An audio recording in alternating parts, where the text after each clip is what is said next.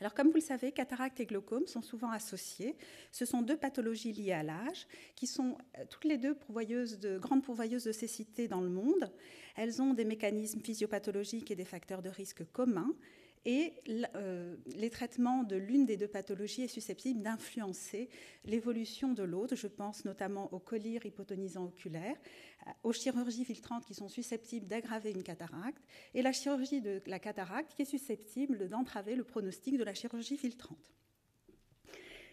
Vous dire à quel point c'est relativement fréquent. Il y a une étude qui est parue en 2012 et qui rapportait quasiment un patient sur 5 qui avait un diagnostic de glaucome associé à celui de cataracte au moment de la chirurgie. Notre patient, il s'agit d'un homme de 80 ans, monophtalme fonctionnel, avec une acuité visuelle à 4/10. Cette acuité visuelle à 4/10 nous laisse entrevoir qu'en réalité, il va être...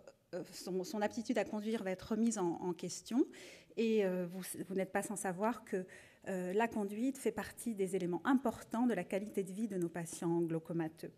Il a effectivement une pression intraoculaire maîtrisée sans traitement actuellement, une neuropathie optique glaucomateuse avancée, un champ visuel, comme vous l'avez vu, extrêmement dégradé. Quels vont être les points qu'il va falloir envisager avec le patient en prérequis ?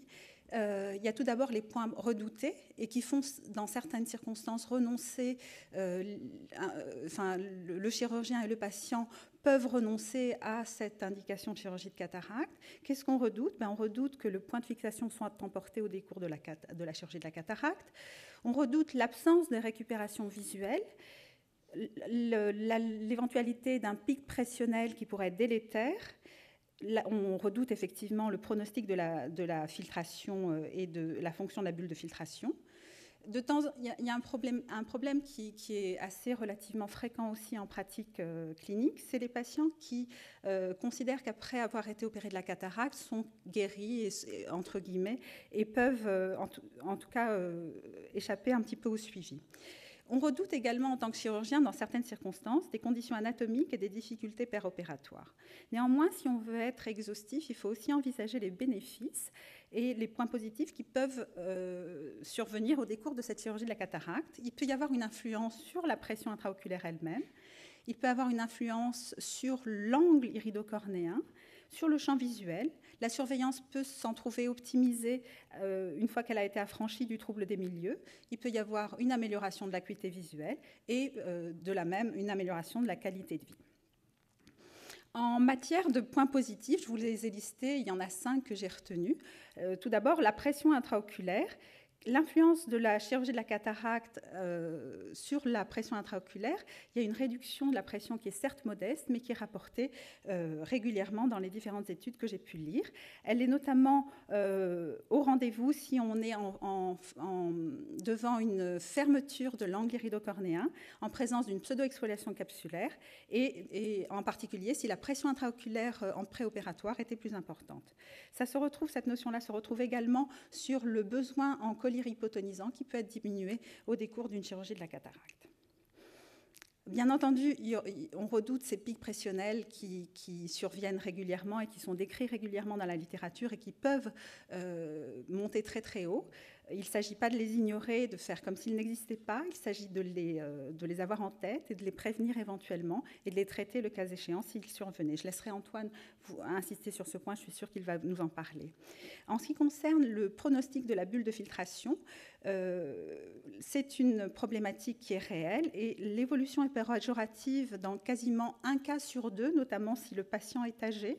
Si la chirurgie de la cataracte est réalisée dans les 6 mois qui suivent l'intervention antiglaucomateuse, si on a la présence d'un traitement antiglaucomateux en pré-phacoexérèse, et si la pression intraoculaire est supérieure à 19 mm de mercure dans les 15 jours qui suivent la chirurgie de la cataracte. Dans les cas où on redoute effectivement un retentissement de la chirurgie du cristallin sur la chirurgie filtrante, sur la bulle de filtration, il faut éventuellement envisager de réaliser un petit needling ou en tout cas une injection d'antimitotique au décours de la chirurgie de la cataracte, ou éventuellement associer la mise en place, la réalisation d'une chirurgie minimale invasive. Un point qui, à mon sens, est positif, vous savez que quand on a une cataracte, le volume du cristallin augmente Et ça a été décrit dans différents cas. Je vous rapporte ici le cas d'une patiente dont la chirurgie du cristallin a permis d'agrandir nettement sa chambre antérieure, et à contrario, celui d'un patient qui avait été opéré de façon satisfaisante d'une sclérectomie profonde, et vous voyez en gonioscopie sur la gauche le site de sclérectomie, et qui a développé tranquillement une cataracte au décours sur plusieurs années, et le volume du cristallin repoussant en avant l'iris, on avait une obstruction du site de filtration qu'on ne voyait plus sur la photo de droite. Le point positif numéro 3, c'est l'amélioration du champ visuel. Certes, les performances ne sont pas radicalement et miraculeusement améliorées, mais néanmoins, on peut observer qu'une petite amélioration, ou en tout cas pas de dégradation au décours d'une chirurgie de cataracte, et ça, plusieurs études le rapportent. Je vous ai remis l'expérience de l'AGIS, qui s'est donc intéressée au glaucome très évolué, justement. En point positif numéro 4, la récupération de l'acuité visuelle, elle est là aussi rapportée dans différentes études. Et le corollaire de l'amélioration de l'acuité visuelle, c'est l'optimisation, autant que faire se peut, de la qualité de vie de nos patients. Et ça, c'est rapporté notamment si l'acuité visuelle initiale était basse, et même quand la récupération visuelle qu'on peut nous chiffrer n'est pas forcément aussi importante que celle qu'on espère. Il y a sans doute d'autres facteurs que l'acuité visuelle stricto sensu, mais notamment le trouble des milieux induits, qui peuvent intervenir justement dans cette amélioration de la qualité de vie au décours de la chirurgie de la cataracte.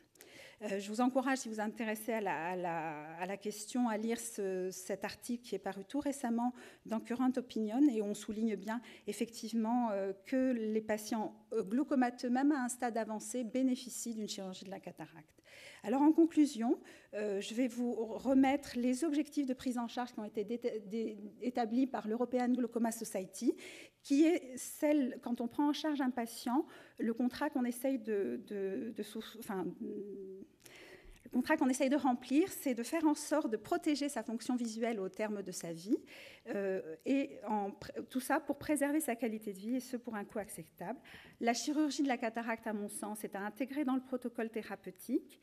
Et dans la mesure où, j'espère avoir pu vous le démontrer, la chirurgie de la cataracte en cas de glaucome avancé permet globalement une optimisation de certains paramètres, je dis 2 fois oui. Je vous remercie de votre attention. Merci.